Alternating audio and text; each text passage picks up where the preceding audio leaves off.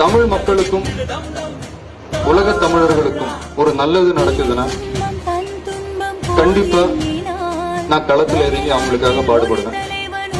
இன்னைக்கு நான் நல்லா இருக்கிறதுக்கு காரணம் அந்த தமிழர்கள் தான். இன்னைக்கு நான் சாப்பிடுற சாப்பாடு அவங்க கொடுக்கறது தான். உங்களால தான் நான் வளர்ந்தேன்.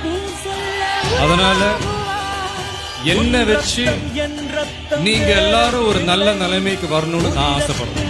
நம்மள வாழ வச்சு இந்த மக்களுக்காக நாம் எதுவும் செய்யாம இருக்கிறது நல்ல விசுவாசமா இருக்குமா?